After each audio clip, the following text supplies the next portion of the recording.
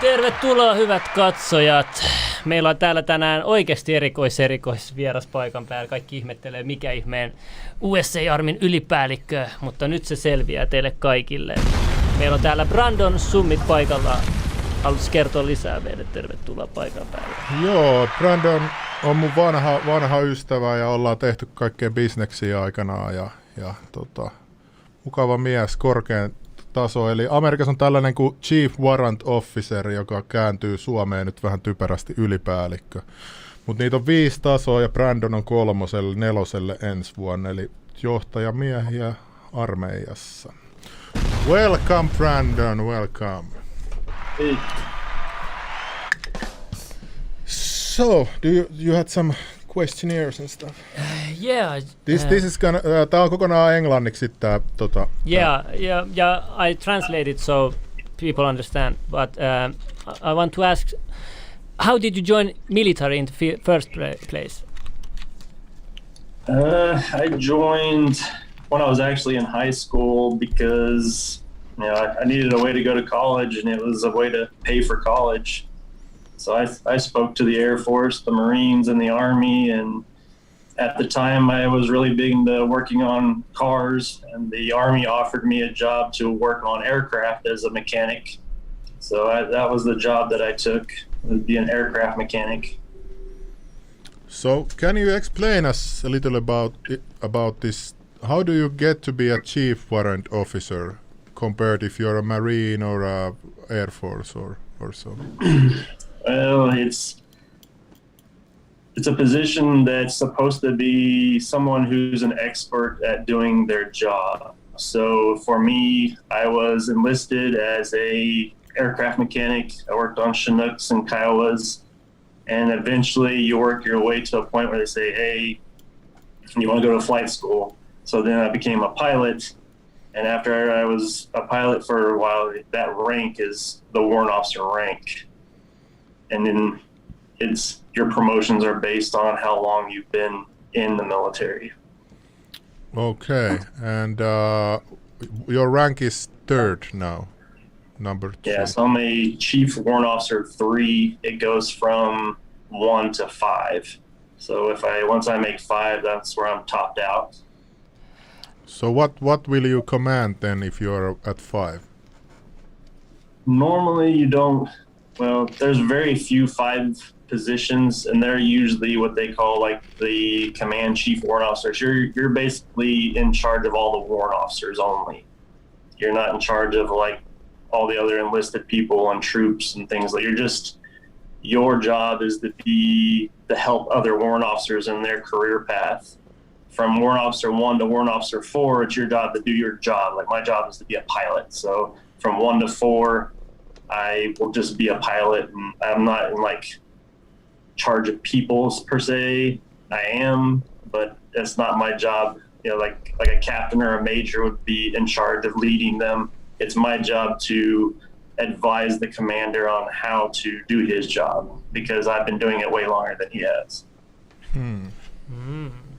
So, but where were you growing up and stuff, and were there a lot of like military kind of people in that area, or was it just a recruiter at the college or school? I mean. Yeah, there's nobody in my family who was really in the military, and I grew up in a small town in Moore, Oklahoma, where nothing really goes on there, and it was just the right recruiter kind of caught my attention, and I needed to go to college, so that was what drew me to it.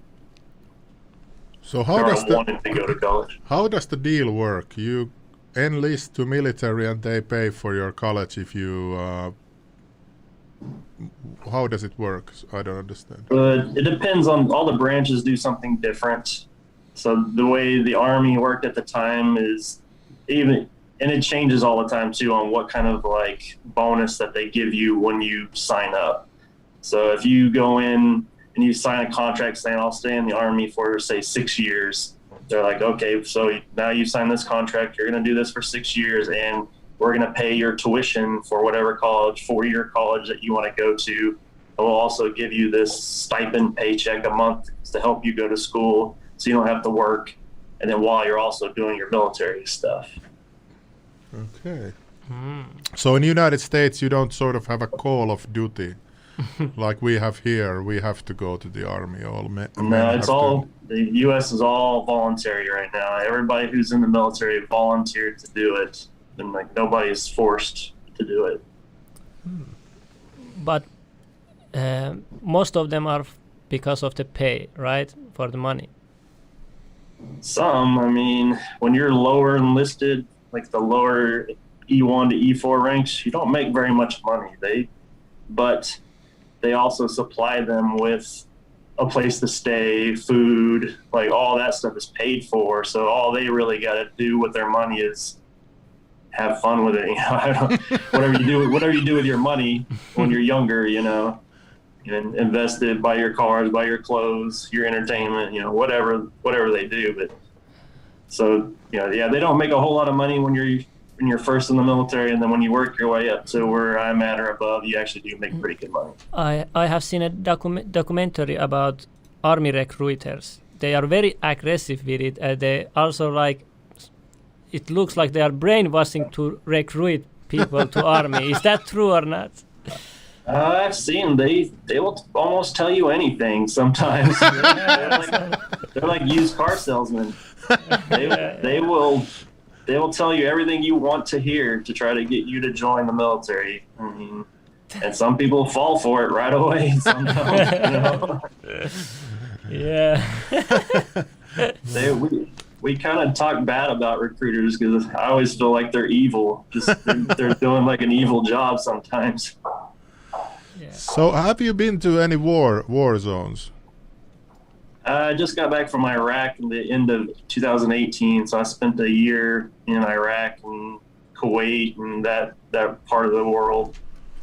And did you get any fire to your helicopter or something like that?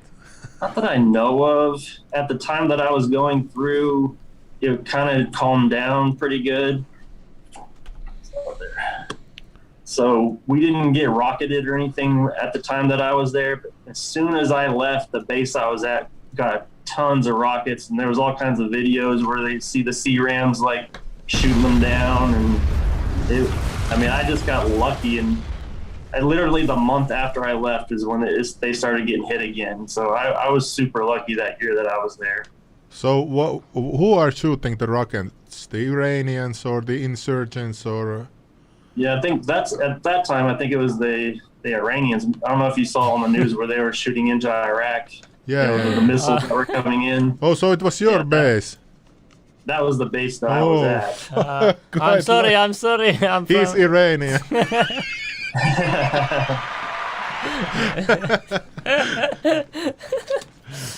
Yeah. I want to ask a question that how is it to fly with a copter in a wartime? It's exciting. I mean, you do it all the time here in the United States, and you get kind of complacent and boring, and then you get over there, and then you have to actually start relying on your training and start thinking the way you're supposed to be thinking, and not just messing around. You know, it's real now. It's your actual life. It's everybody's lives that are on board the aircraft with you. So you got to be serious, and you got to really do what you were trained to do while you're over there, so nobody actually gets hurt. I want to ask another question about military depression, because people go to war. There's a lot of adrenaline, exciting, and then they come back. They have no purpose and everything like that, and that's why they are so depressed. Is that true? I've seen certain people. I think it's a personality trait that some people just have, where they go over there and they go through all this craziness and then come back home to some little small town, and now it's boring, and where they're used to being all excited all the time and having things happen all the time, and they just can't adjust to that. So I think everybody's different. That's kind of a little bit of a level of PTSD that people can get, or they just, I don't know, they felt like maybe they had a calling, like they felt like that's where they were supposed to be, and like that's the way they wanted their lives to be, and then they come back home and it changes all over. It goes back to nothing exciting anymore, and now they don't know what to do with themselves. You know, I've never had that. I went over there and did my job while I was over there, but was happy to come back. So you also fly helicopter inside the United States. I remember, I can show the viewers, you have some picture where you are in a specific field. Can I show this field picture with the plants? Yeah. Like, Okay. They're one of the drug ones. Siirrä meitä vähän. So, is it typical to find these large plantations in United States? At the time, so here in the last 3 years, like the whole marijuana thing is starting to become more legal here in the United States. So prior to that, I've been flying, for a long time. I've been in the Army for 23 years, but I was in a part of the military that I was in was a counter drug unit. So we would go out and look for people growing marijuana fields in whatever state that I lived in, which was Oklahoma. So there were people that would grow fields and fields of it, and it was not legal. Part of our job was to go out and help the law enforcement find them. So you would fly with helicopter around the state and try to spot the plantations? Yeah. And I was really good at it too. I am very good at spotting marijuana from the air. It's an acquired skill. The funny thing is, you guys are laughing at that, but like if I land next to it, now I don't even know what it looks like. I know what it looks like from the air, but then when I'm standing right next to it, like I can barely tell because I'm so used to seeing it from the air because it looks different. Can you smell it from the air? No. But I've definitely walked through some marijuana fields that burn my eyes because of the amount of the wind blowing the sap and all the THC through it, and you definitely could smell it. What was that? Yeah, I'm showing some pictures here of the rockets and stuff that you had on the Facebook page, and some high altitude pictures. So have you ever been shot at on the ground or anything similar? Or did you have to go to a hot zone to pick up troops or something like that?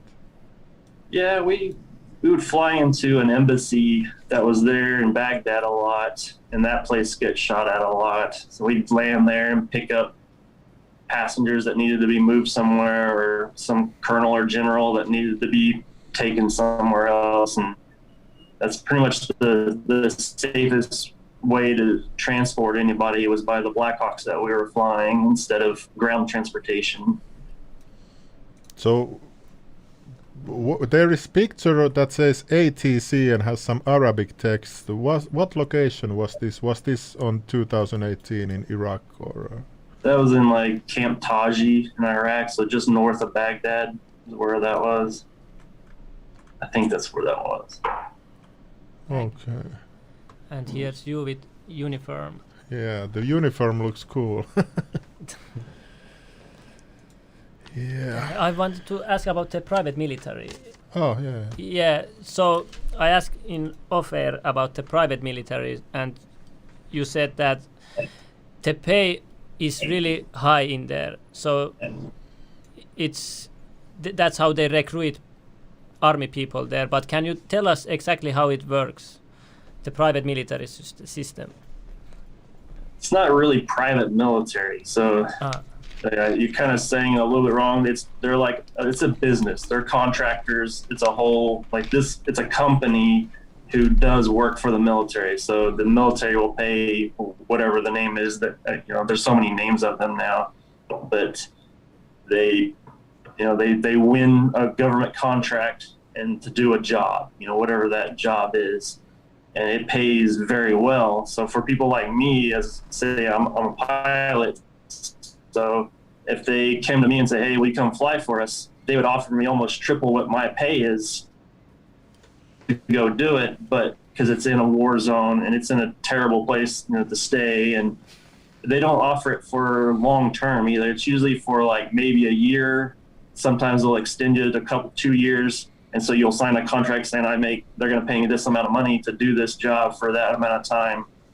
But you cannot be in the actual military and go do that because you can't do both jobs at the same time. So in order for me to do it, I'd have to get out of the military and then go do that job, which I don't want to do because I like being in the military. What kind of... Even though the pay is... What kind of copters have you flown? There must be at least 10 helicopters, different ones, or... The ones that I'm qualified to fly, I can fly the TH-67, which is like a little trainer helicopter. I can fly the OH-58 Kiowa. I can fly the UH-60 Lima Blackhawk, the UH-60 Mike Blackhawk, and the UH-72 Lakota. I'm also a civilian pilot, so I can fly a lot of smaller civilian helicopters too. So I have my license on the civilian side for that. how different is each helicopter? Like, do you have to go to full training for each helicopter? Like, you have some training excellence certificates here. Yeah, it depends on how advanced the helicopter is. So if you go from something small like the Kiowa, and then you try to jump into a Blackhawk, it's going to be 3 or 4 months of training to learn how to switch to that other helicopter, because the Blackhawk has so much more systems and things in it to use and that you have to learn. It's a complicated aircraft to fly. Mikä? Tuo Kanardian kysymys. Have you flown the Apache with eye and AI controls? Somebody asked. What is? The Apache? Yeah, something about AI control. I've never flown an Apache. Oh, but I remember you were in training for some NATO helicopters or European. I don't remember. What was that case? The Lakota that I fly is a Eurocopter, which they are now called Airbus. But it was a Eurocopter, the UH-72 that I fly right now. So which one is harder to fly, a jet or a helicopter? I don't know. I've never flown a jet. Somebody. How long can the helicopter missions be? Can they be for 10 hours? Like, do you have in-air refueling like the jets or anything like that? The ones that I fly don't have in-air refueling. Those are usually the special ops birds. So the special operations community has like refueling probes on the front of theirs, and they can do that. But the ones that I fly, we have to land and get fuel. Have you ever flown a special operations helicopter? No. Oh no. What is the most interesting story you have to tell? The most interesting? Man. I have some funny stories, maybe not so interesting. Some of the drug missions that I've been on have been pretty funny. How's that? Like, one of the missions I went on, I had a major with me who hadn't done a lot of drug missions, so I was showing him how to do it. We found a marijuana field, and we landed next to it and called our ground support guys. Usually what would happen is we had like a police support ground company with like 6 or 7 police officers. So when I'd find something, I'd call them and say, "Hey, we found it, here it is," and they'd come and get it. Well, they were like 2 or 3 hours away, and I didn't have time to wait for them to like come and get it. So we just landed, shut down, and went to get it ourselves. We cut it down and throw it in the helicopter and take it to them. Well, this major that I was with, it was his first time to do this. Like, he's all excited, getting to go chop down some marijuana. I mean, within 30 seconds of us walking in there, I grabbed a hold of a plant. I hear him say something like, "Oh man." And I look over at him, and his leg is just starting to bleed. Like, there's just blood pooling up on his leg. And I'm like, "What did you do?" And I guess he had taken his knife that he was using, and at the very first swipe, he missed the plant and stabbed himself in the leg. So I was like, it was crazy. I was just laughing my ass off at him. I'm like, how did you just do that? So I ended up making him an award for, stabbing himself like a fake Purple Heart, basically. It was the plan. I don't know. There might be pictures on my Facebook that show him doing that, and there's definitely some pictures of all the marijuana in the back of the helicopter that we shoved in there. Like the entire back of the helicopter was full of weed. I'm trying to find the picture I'm gonna post. Kysy vaan jotain sillä. I had another funny one time. We also do what's called aerial surveillance missions, where we have one of our helicopters have a camera on it that's a really good camera. So I can be up at like 5,000 feet, like 2 miles away from somebody, and have them on the camera and watch them. So we'll work with like the DEA. What? Oh yeah, it's an amazing system. Can you say the distance again? I'm gonna translate it. So say 5,000 feet up and 2 miles. So 5,000 feet is 1.5 kilometers. And how much was the distance, the other distance? So whatever, 2 miles. That's about 4. That's about 3.2 kilometers. Yeah. So far away. And can you have far away. Like a You good... can't even tell that I'm there because it's so far away. But can you see their face and everything? Yeah. What You the can see their fuck? face. 3 kilometers away. Toi on? What is that technology? Is that alien technology? Crazy. Yeah. So we use that camera to, the DEA, what they'll do is they will have an undercover person buy drugs from somebody, and we'll watch the whole drug deal go down on the camera. From 3 kilometers. Yeah. Onko Suomessakin Wonder if käytössä? Supo has this No helicopter. niin, varmasti. So after they make the purchase, you follow the guy and try to find the headquarters or whatever. Basically find out where his stash is, where he lives, who else he's selling to, all that kind of stuff. Or sometimes they won't let him leave. They'll just arrest him right there. And we had one like that. This is a funny story. So it was in a parking lot of a Home Depot, which is like a home supply store, like where they sell wood and things, house building material, whatever. But they went to arrest the guy in the parking lot, and he jumped out of the vehicle he was in and took off running. So I'm like videoing him running along the parking lot. There's got all these cops chasing after him, behind him. And he runs to the front door of the Home Depot, and it's one of those automatic opening doors. So he got there too fast, and the door didn't open as fast as he was running, and he slams into the door and then flies back onto his back and lands on the ground. So I'm already laughing at that. Then he gets back up and actually runs into the Home Depot, and then you see all the cops come running in behind him. And then like a minute later, you see him run out another door outside, and the cops are running behind him again. So they're just chasing this guy all throughout the parking lot.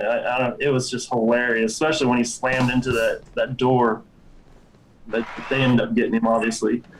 And he was selling heroin, so I guess it's a good thing they got him. Oh, that's pretty. So, what is the most dangerous thing or situation that you had on a mission? On the drug stuff, it's not really dangerous because we're usually just so far away. There's really no danger. They're not going to be able to get me from there. But like the combat stuff or whatever, just flying anywhere over in those areas, you never know like who's going to shoot at you with what. So yeah, I don't know. I've been lucky my whole career that I've never been shot down and blown up or anything crazy like that. Onko helikopterissa heittoistuimia? Slim is asking, do you have ejector seats in the helicopters? Like the... No. It'd be like ejecting yourself into a blender. Blades. That's not... Oh yeah, you didn't think about that. Yeah, sorry. But do you have a parachute? No, that's kind of the same concept. If you tried to jump out, it would just get sucked into the rotor system and chop you up. Oh, it's so powerful. If you try to jump out, it sucks you in. basically. So the Hollywood movies have been lying to us. When Arnold Schwarzenegger jumps out, nothing happens. Yeah, you could jump out, but I don't think if you had a parachute, it would definitely get sucked into the rotor system. So if the copter is down, you are down too. There's no hope. I mean, there's only like a few things that can go wrong though, where there's just no way I can recover it. I'm not toast. Like if the transmission locks up on it and the rotor blades stop turning, then you're done for. There's nothing you can do about it. If you lose all your engines or whatever, then there's techniques to land the aircraft still without engines running. So there are ways to, survive something that happens. But yeah. So you can basically fly down safely without the rotors. Well, you have to have the rotors turning. Oh, okay. As long as I still have rotors turning, I can land the helicopter. If they stop, it's over. So somebody is asking, so are you going usually after the big dealers or plant breeders? I think most of the time I get the low end. So, they get all the little fish and work towards the big fish to get information on them. And I don't usually get involved in that level. The DEA kind of does that on their own. They don't really need us for that. People asked earlier about Area 51 and stuff about that, but you told us that you watch Ancient Aliens and they are just interested about aliens. So have you flown in top secret military base areas? That's crazy. Area 51 is such a secretive and locked down area that even me in the Army, I'm not allowed to fly over it or anything. I've been near it before and they'll call you on the radio and say, hey, you're getting too close, you need to move somewhere else. So even me in the military, without very specific permissions, I can't even just go in anything like that. Okay, I want to ask about military technology. You have seen DARPA robots, how sophisticated they are.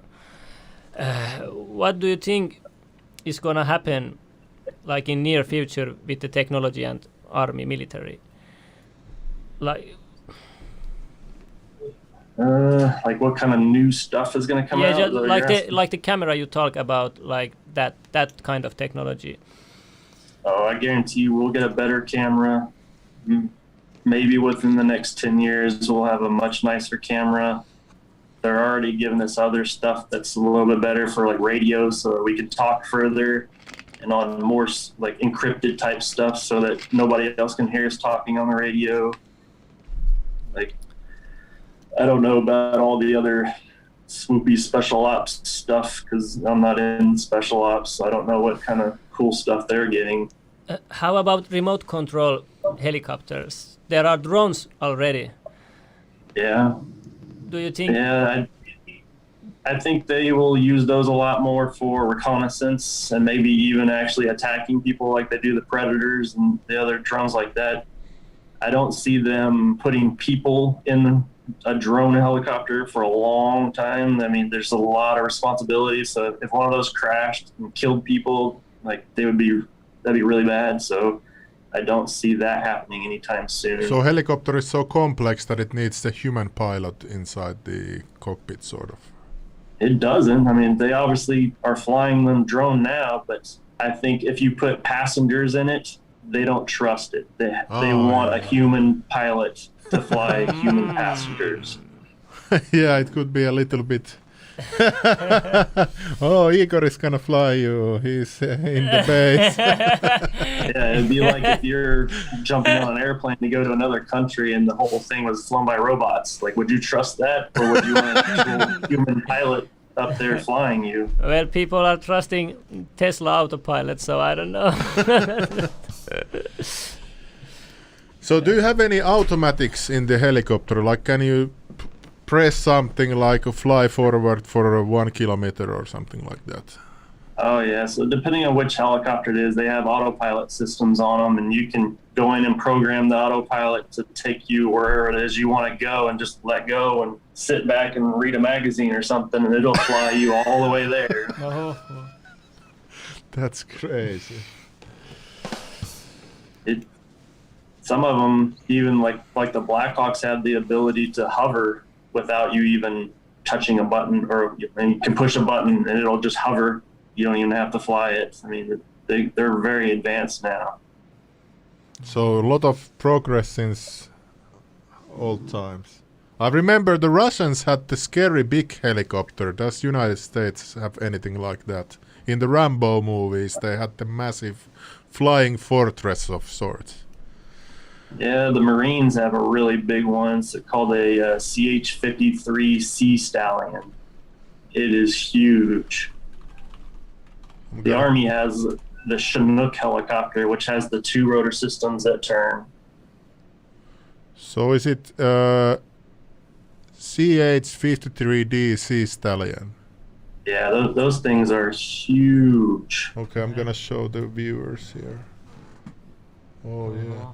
So what is the most powerful weapon that you had in a helicopter? Do you have any actual bombs or missiles or miniguns or anything like that? Helicopters usually don't have like rockets and missiles and things like that. They usually just have some kind of human operated weapon system, like a machine, like M240 machine gun or a little minigun, something like that hangs out the sides.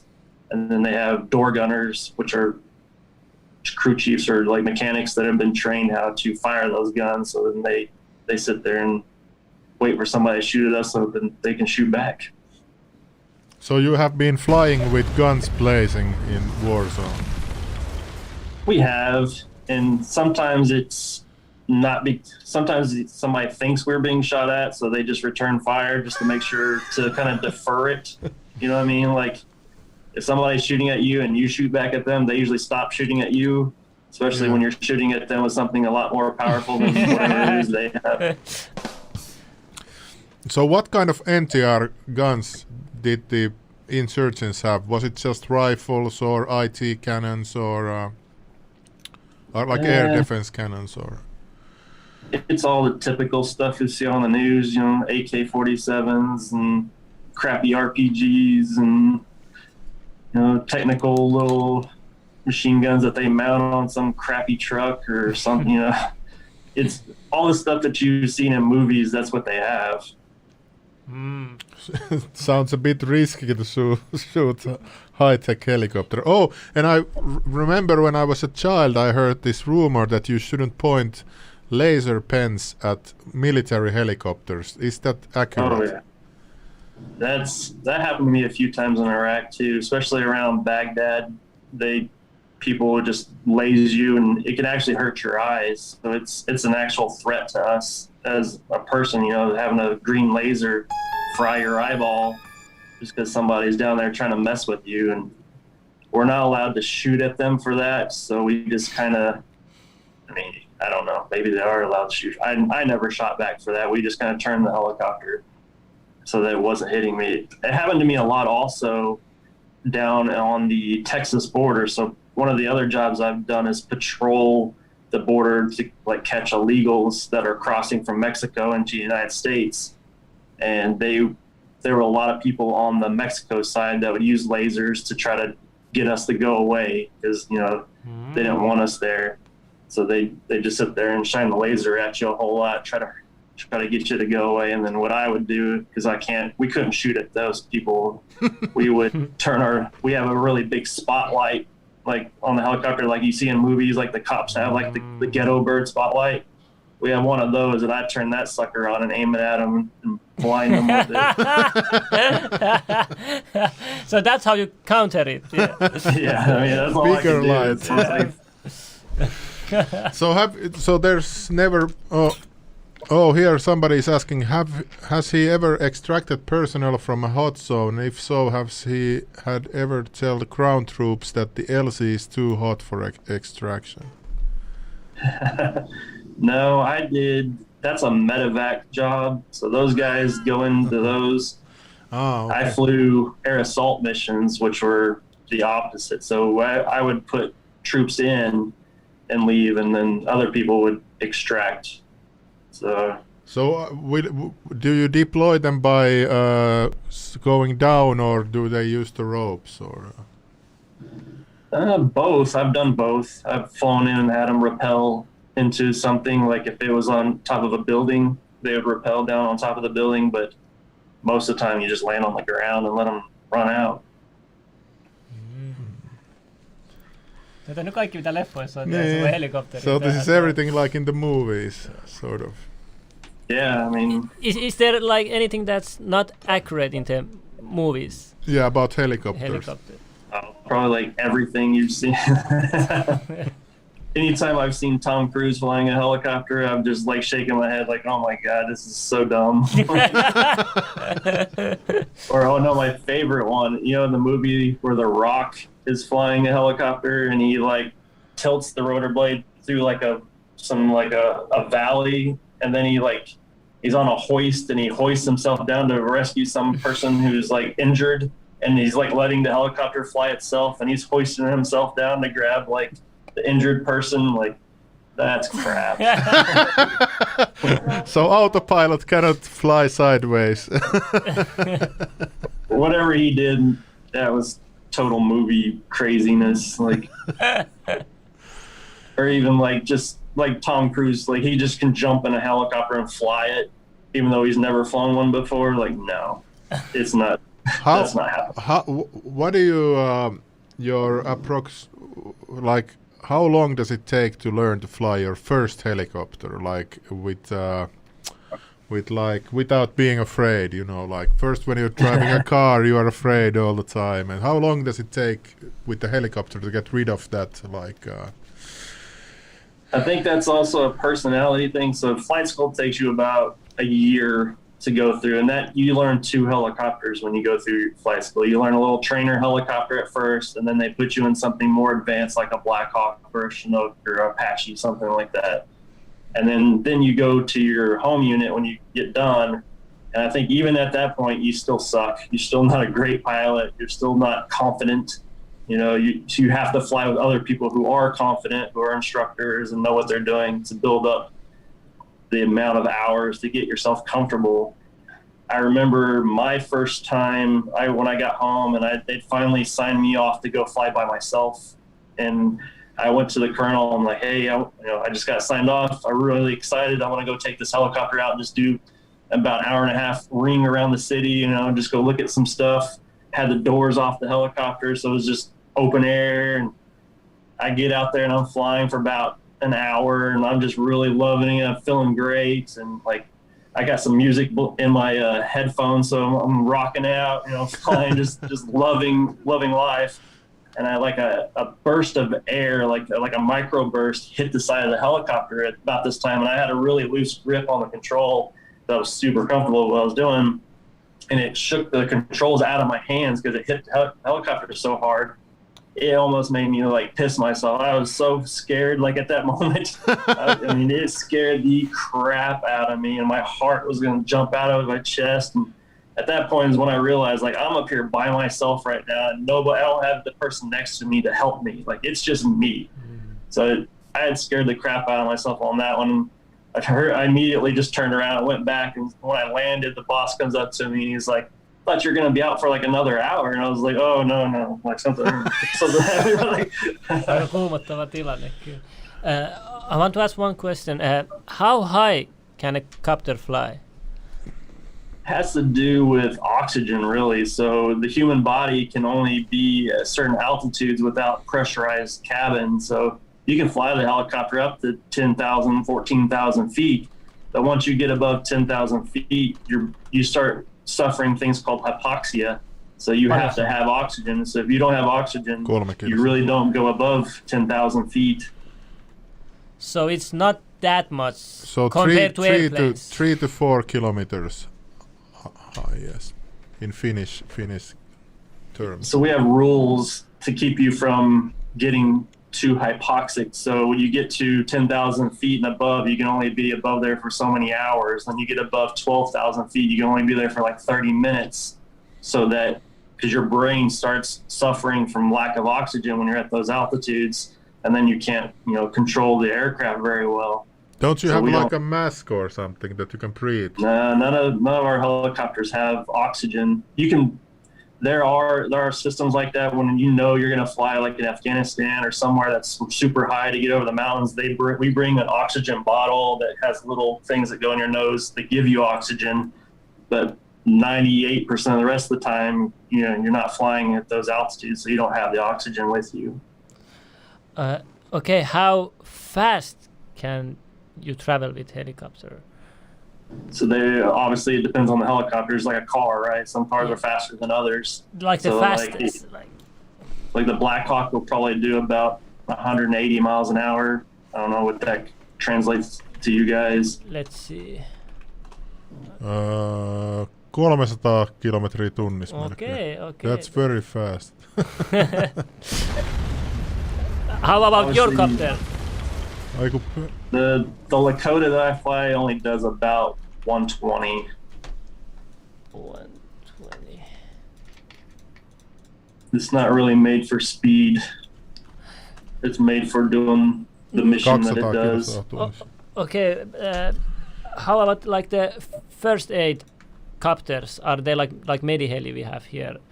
Are they like the fastest copter? Small copters, like I think you mean civilian copters.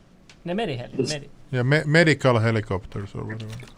The smaller the helicopter, the slower it is.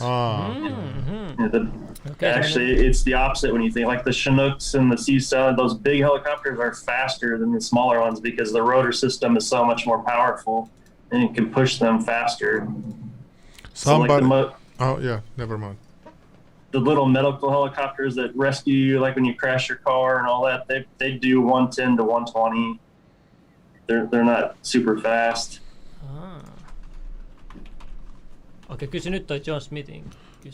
Okay, so somebody was one of our conspiracy guys is asking that have you been trained to resist advanced mind control techniques? Maybe.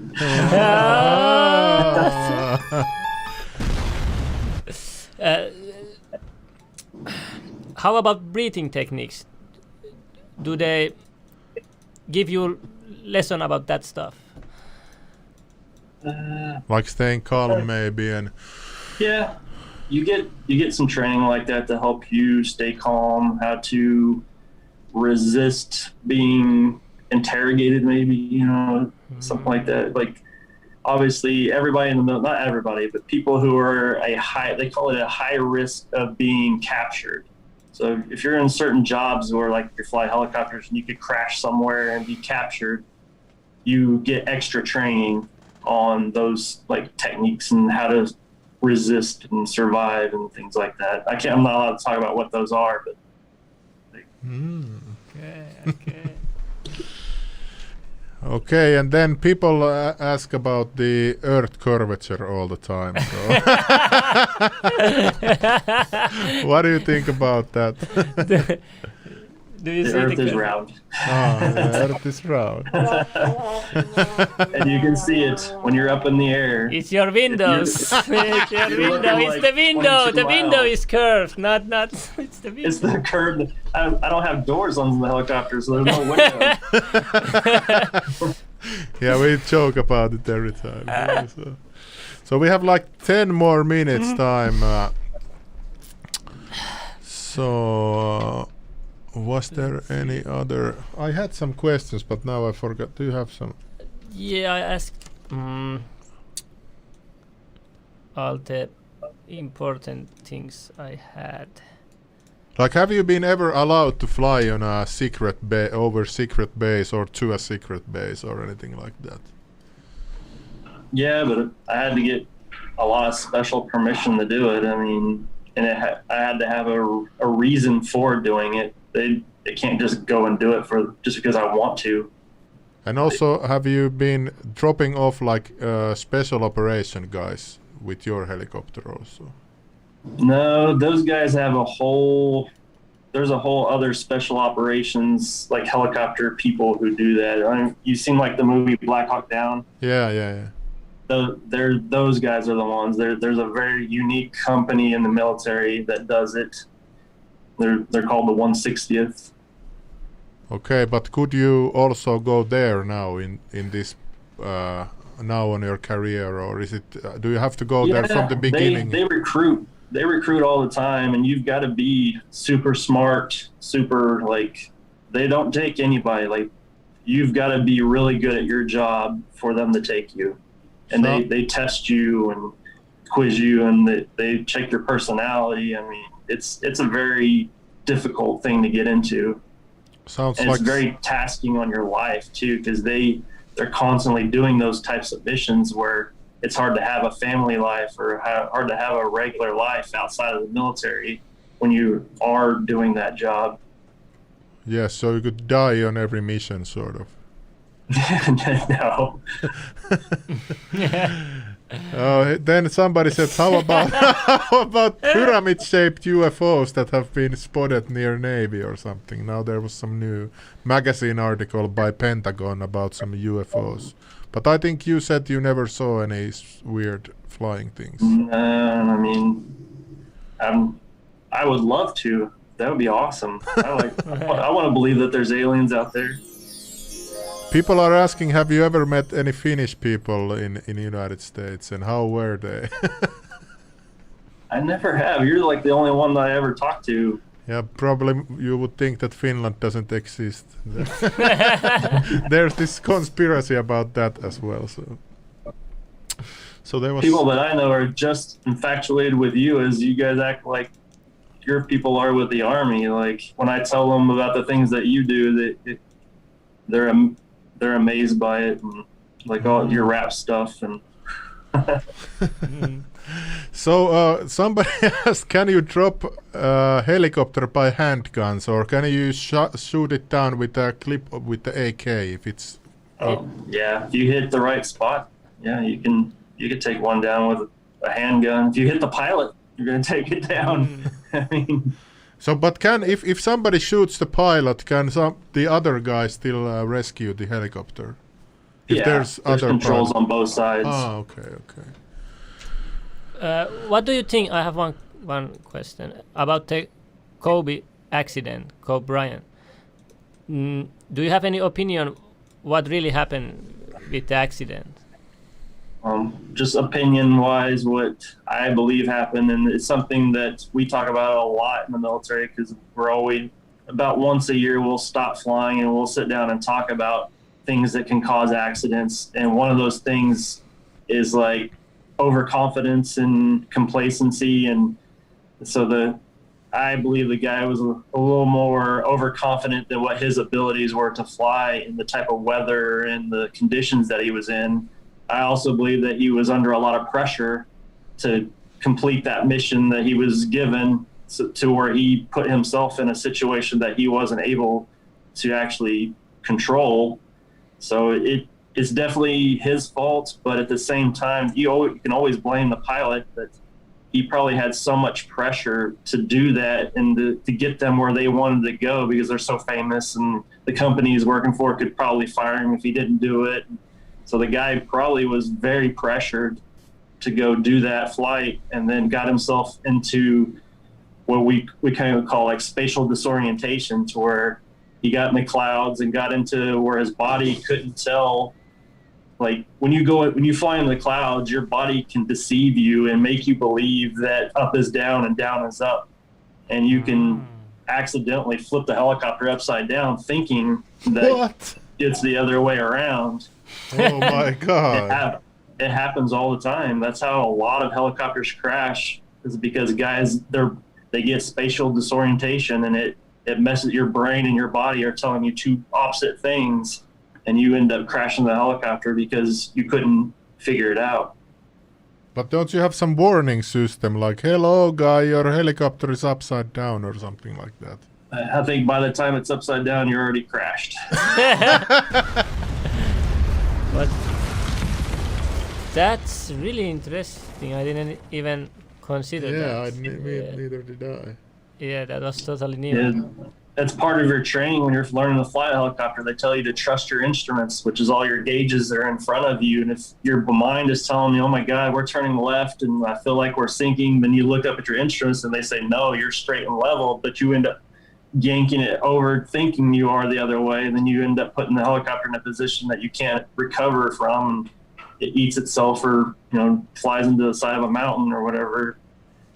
Oh yeah, there was very famous Finnish soldier that died also in a helicopter crash. Lauri Törni. He was the one in the United States Army who came from Finland to teach winter techniques and stuff, I believe.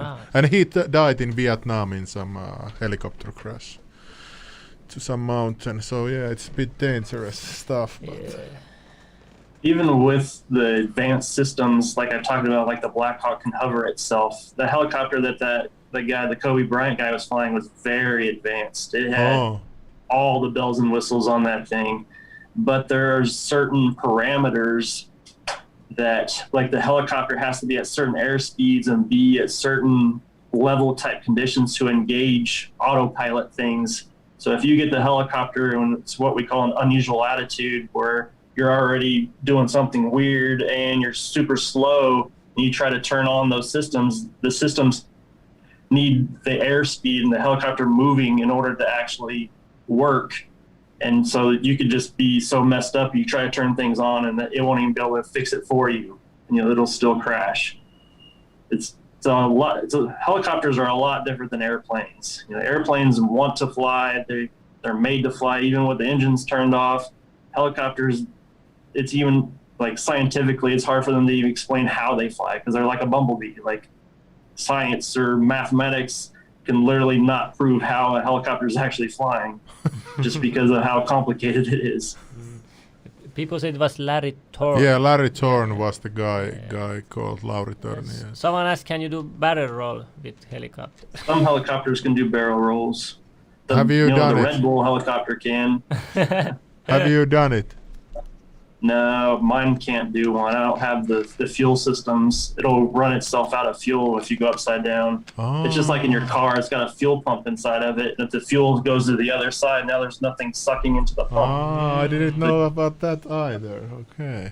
Okei, pitää olla erikoisia. Yeah. Okay. So we have I think you have to go. I think. Yeah, it's 4 minutes. 4 minutes. Yeah. Like last question, there was questions about what do you know about Finland? Like, do you know anything about? But we asked that. Yeah, but Nokia is from Finland. Like anything else? Oh yeah, right. What comes from Finland? Actually, a lot of the info that I've gotten about Finland is from Nico. Like, Okay. him telling me like things about your country, how great your internet is there, how great your healthcare. I mean, I've also watched the Dudesons, so I don't think that's probably a good representation of Cool. Okay. Well, yeah, you had to go to work, so thank you for the 1 hour time, and maybe we'll see later again. All right, man. Nice to have you. Yes. Okay. Bye. And do you have any last words? No, I don't. You guys have a good day. Yeah, same. Bye. Bye. Boom. Ja hei, pistä fullscreenille. Kuunnelkaa kaikki. Ja mä laitan ton pois. Meillä aloitetaan lähetys 15 yli 15 minuutin päästä Leveli News-kanavalla Litteen maa-dokkari. Se on vähän niin kuin Dog Ventures, mutta Leveli Ventures. Dog Leveli Ventures. Joo, mun pitää mennä lastenhoitohommiin. Niin joo, meitsi hoitaa tämän puolen täällä. Ja,